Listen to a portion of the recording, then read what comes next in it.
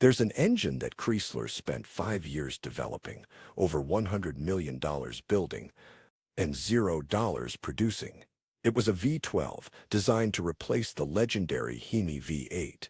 It made more power, weighed less, and was smoother than anything Detroit had ever built. Chrysler engineers called it the greatest engine they'd ever created. Management called it canceled. And the reason it was killed reveals everything wrong with how American car companies make decisions. In 1998, Chrysler had a problem. Emission standards were tightening. European luxury brands were dominating the high-end market with 12-cylinder engines. Mercedes had the V12 S-Class. Jaguar had the V12 XJ. Chrysler had nothing. So they greenlit Project Copperhead. Build a V12 that could compete with Europe while maintaining American muscle car character. The engine that resulted was a masterpiece. Then accountants looked at the spreadsheet and killed it before a single production unit rolled off the line. What you're about to hear is the story of an engine that could have changed Chrysler's trajectory, how it was designed, why it was better than the HEMI, and the catastrophic decision that buried it forever. This is the V12 Chrysler, designed to replace the HEMI, but never released. By 1997, Chrysler was being humiliated in the luxury segment. They just launched the 300M sedan trying to compete with BMW and Mercedes. It had a 3.5-liter V6, making 253 horsepower. The BMW 7 Series had a 5.4-liter V12, making 322 horsepower. The Mercedes S600 had a 6.0-liter V12, making 389 horsepower. Chrysler wasn't even playing the same game. But here's what made it worse. The 300 had a V8. They knew how to build powerful engines. But they had nothing for buyers who wanted both power and refinement. You could have a Viper that would break your spine on rough roads, or a 300M with a V6 that sounded like a vacuum cleaner. There was no middle ground. The Ram truck division was launching the first-generation Ram 2500 and 3500 heavy-duty pickups. These trucks needed serious power to compete with Ford's 7.3-liter diesel and GM's 6.5-liter diesel. Chrysler had the Cummins diesel for trucks, but diesel engines in luxury cars were still unacceptable to American buyers in the late 90s. They needed a gasoline engine that could deliver V12 smoothness with enough torque to pull a house off its foundation. Enter Project Copperhead. Design a modular V12 engine that could serve multiple purposes. Put it in a future flagship sedan to compete with Mercedes and BMW. Detune it for trucks, where low-end torque mattered more than high RPM horsepower.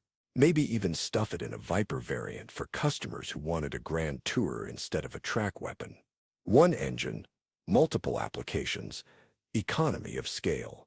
The Chrysler V12 was a 60-degree V12, displacing 8.3 liters, or 506 cubic inches for Americans who still think in cubic inches. It used a cast iron block because Chrysler wanted durability for truck applications. Aluminum heads with 4 valves per cylinder because they needed high RPM breathing for performance applications. The engineering team borrowed architecture from the Viper Vane 10, but started from scratch rather than just adding 2 cylinders. Target output was 500 horsepower and 500 pound-feet of torque in naturally aspirated form. That matched the European VLA-12C for power while exceeding them for torque. But here's where Chrysler's engineers got clever. They designed the engine to be modular. You could detune it to 400 horsepower for luxury applications, where smoothness mattered more than power. Or you could boost it with twin turbos and make 700-plus horsepower for a future Viper variant. The engine used a flat-plane crank design, unusual for American V12 SEV. European VA12Cs typically use flat-plane cranks for high RPM smoothness. American V8s use cross-plane cranks for that lumpy muscle car sound. Chrysler went flat-plane because they wanted the engine to rev to 7,000 revolutions per minute without vibration. This was going to be a sophisticated engine, not a truck motor with 12 cylinders. Cooling was the biggest engineering challenge. V12 sirens generate enormous heat concentrated in the valley between cylinder banks. Chrysler designed a complex water jacket system with dedicated coolant passages for each cylinder. They added an auxiliary electric water pump to maintain flow when the engine was idling in traffic. European manufacturers had solved these problems decades earlier, but Chrysler was learning from scratch. The intake manifold was a work of art. 12 individual runners with tuned lengths for maximum torque across the RPM range. Variable valve timing on both intake and exhaust. Drive-by-wire throttle control that was still uncommon in American V8 sets at the time. This wasn't a brute force engine. It was sophisticated. The second-generation HEMI V8, which wouldn't actually launch until 2003, displaced 5.7 liters and made 345 horsepower. The V12 displaced 8.3 liters and made 500 horsepower, but raw numbers don't tell the full story. The HEMI was a truck engine adapted for performance cars. Big displacement, pushrod valve train, low RPM torque. It made peak power at 5,600 revolutions per minute and ran out of breath above 6,000. It was perfect for Dodge Rams and Chargers. It was not sophisticated. The V12 made peak power at 6,500 revolutions per minute and would pull cleanly to 7,000. It could be refined enough for luxury sedans while still delivering muscle car performance. The HEMI weighed 525 pounds in full street trim. The V12 weighed 595 pounds, despite having 4 more cylinders. Chrysler engineers used aluminum heads and a compact packaging design to keep weight reasonable. 70 pounds is negligible in a 4,500-pound luxury sedan or a 6,000-pound pickup truck. But here's the crucial difference. The HEMI shook. All American V8s shake because physics makes it unavoidable with a cross-plane crankshaft. It's part of the character. Luxury buyers don't want character. They want smoothness. The V12, with its flat plane crank and perfect primary balance, ran so smoothly that Chrysler engineers put a nickel on edge on the valve cover while the engine idled at 800 revolutions per minute. The nickel didn't fall over. You can't do that with a HEMI. Sound was completely different too. The HEMI had that classic American V8 burble. Deep, aggressive, angry. The V12 sounded like a Ferrari. High-pitched wail at high RPM. Smooth purr at idle. European buyers would recognize it as a proper 12-cylinder. American muscle car buyers would hate it. This was the fundamental problem. The V12 was designed to compete with Europe, but it didn't sound American. Chrysler had 3 vehicles planned for the VF12, each targeting a different market segment. First was the Chrysler 300 HEMI V12. This would have been the flagship sedan to compete with the BMW 760 LEC and Mercedes 600. The existing 300M had the V6. The planned 300 HEMI would get the V8 HEMI in 2005. But for the absolute top tier, there would be a 300 V12 making 500 horsepower, priced at $85,000. That's Lincoln Continental territory, but with performance that would embarrass German sedans costing twice as much. The chassis was already designed to accommodate it. Chrysler engineers had packaged the engine bay of the LX platform, which would underpin the 300 to accept engines up to the V12. The suspension could handle the weight. The transmission would be a modified version of the Mercedes 5-speed automatic that Chrysler used in other applications. Everything was ready. Second was a Ram 2500 and 3500 variant. The V12 would make 450 horsepower in truck trim, but more importantly, 550 pound-feet of torque at just 3,000 revolutions per minute. That would crush Ford's gas V10 and match the Cummins diesel for low-end grunt. Price premium would be $8,000 over the standard HEMI. Chrysler calculated that 15% of heavy-duty truck buyers would pay extra for a smooth, powerful gas engine that didn't have diesel clatter or the maintenance costs of diesel ownership. The economics made sense. Diesel engines cost a fortune to develop. Emissions regulations were making diesels increasingly expensive to certify. A high-output gas V12 could serve the same buyers who wanted towing capacity without diesel compromises. Fleet buyers especially would be interested in lower maintenance costs and easier serviceability. Third, and this is where it gets interesting, was a Viper variant. The Viper V10 made 450 horsepower in 2000. It was raw, brutal, and uncomfortable. Chrysler knew there was a market for a Viper that wasn't so extreme. A Grand Touring Viper with the V12, leather interior, better sound insulation, and a more compliant suspension. Target output would be 550 horsepower, but enough to match the Corvette 06 while being more civilized. This would have positioned Chrysler against Ferrari and Aston Martin in the exotic GT market. Price would be $120,000. That's double a standard Viper, but you'd get V12 exclusivity and true Grand Touring capability. Chrysler calculated they could sell 500 units per year. At $120K each, that's $60 million in revenue from basically a halo car that would elevate the entire brand. In 1998, Daimler-Benz merged with Chrysler. On paper, it was a merger of equals. In reality, Germans bought Chrysler and immediately started looking at the books to cut costs. Project Copperhead was 5 years in development, roughly $100 million invested. Prototype engines were running on dyno stands making target power. The German executive overseeing Chrysler operations looked at the business case. The development costs for the V12 were sunk, but tooling for production would require another $200 million. Mercedes already had V12 engines they were building for their own vehicles. Why spend $200 million developing redundant capacity when Chrysler could just buy V12 said from Mercedes? Here's where the logic breaks down. Mercedes V12 SEV cost $40,000 per unit to build. Chrysler's V12 was projected to cost $12,000 per unit at production volumes of 20,000 annually. Mercedes engines were designed for Mercedes vehicles and wouldn't package well in Chrysler platforms. And using Mercedes engines in Chrysler vehicles would make Chrysler a badge-engineered subsidiary instead of an independent brand. But Zecchi saw $200 million in tooling costs and made the decision: cancel Project Copperhead. Cancel the 300 V12. Cancel the V12 Ram trucks. Cancel the Viper variant.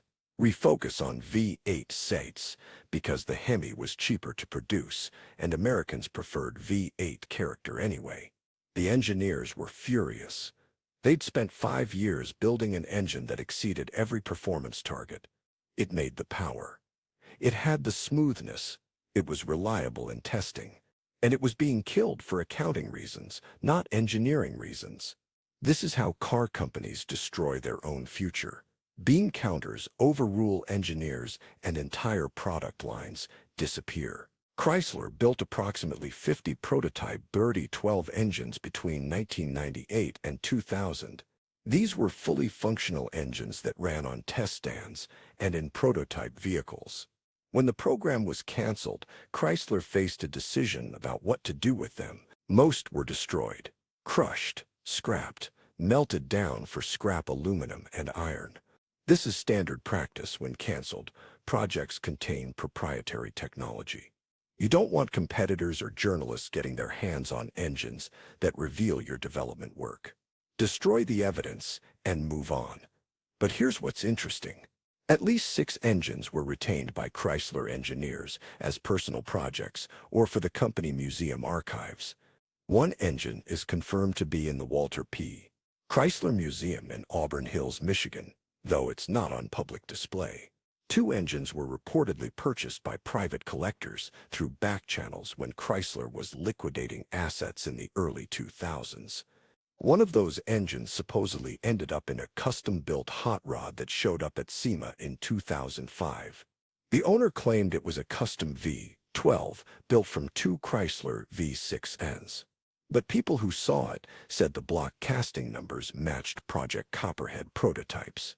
Chrysler never commented. The car disappeared after HEMI and hasn't been seen since. Another engine allegedly ended up in a one-off Viper built for a Chrysler executive as a retirement gift.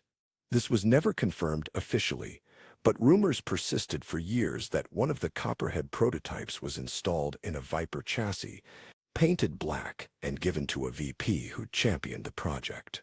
If true, there's a V12 Viper sitting in someone's garage that represents what could have been. Let's play the what-if game. Suppose Daimler hadn't killed the project. Suppose Chrysler launched the V12 in 2001 as planned. The 300 V12 would have competed directly with BMW and Mercedes. Would it have sold? Maybe.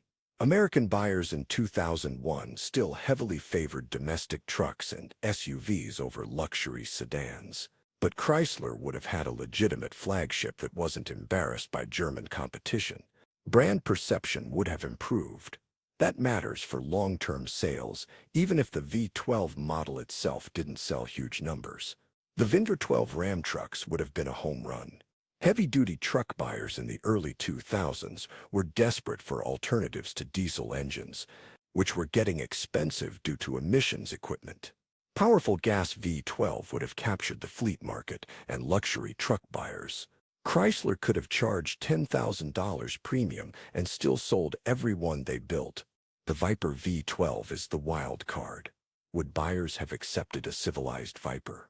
The hardcore enthusiasts would have hated it. But there was absolutely a market for exotic American GTs that could compete with Ferrari and Aston Martin on comfort while still delivering performance. Chrysler could have owned that niche. Instead, they ceded it entirely to European brands. But here's the darker possibility. Maybe Zecha was right. Maybe the V12 would have been a commercial failure that cost Chrysler hundreds of millions with minimal sales. The Volkswagen Phaeton had a V12 and was a spectacular market failure. The BMW 760 Live barely sold. Even Mercedes struggled to move V12 S-classes. Maybe the market for premium 12-cylinder engines was dying in the early 2000s, and Chrysler would have launched an obsolete product. We'll never know. The engine was killed before it faced the market. All we have are prototype dyno charts showing 500 horsepower, engineering reports praising its refinement, and the knowledge that Chrysler came within months of launching a V12 that could have changed their competitive position forever. The Chrysler V12 story isn't unique. Car companies constantly develop amazing products and then cancel them before launch. Ford built the GT90 concept with a quad-turbo V12 in 1995 and never produced it. Dodge developed a mid-engine Viper in the early 2000s and canceled it. GM built the Pontiac GTO-based G8 ST truck and killed it before production. Here's the pattern. Engineers spend years developing something revolutionary. Accountants look at production costs and decide the return on investment isn't sufficient. The project gets canceled. The company continues building the same products they've always built. Innovation dies. But the real cost isn't the canceled project. It's what the cancellation signals to the engineers. If you spend 5 years building the best engine of your career and management kills it for accounting reasons, what's your incentive to innovate next time? Conventional products are what management wants. This is why American car companies spent decades building variations of the same engines while European and Japanese competitors innovated. Not because American engineers were less talented, but because American management didn't support their work. The V12 that never was represents hundreds of other projects that died the same way. Chrysler could have been the American company with a 12-cylinder flagship. Instead, they became the company that canceled their best engine to save money, then spent the next decade being acquired by Fiat because they had no competitive products. The V12 wouldn't have saved Chrysler from Fiat, but it represents the kind of bold product decisions that successful car companies make and struggling car companies avoid. The engine existed. 50 prototypes were built. Engineers proved it worked. And then it disappeared. killed by a spreadsheet, leaving behind only dynamometer charts and the knowledge that Chrysler almost built something extraordinary before deciding that extraordinary was too expensive.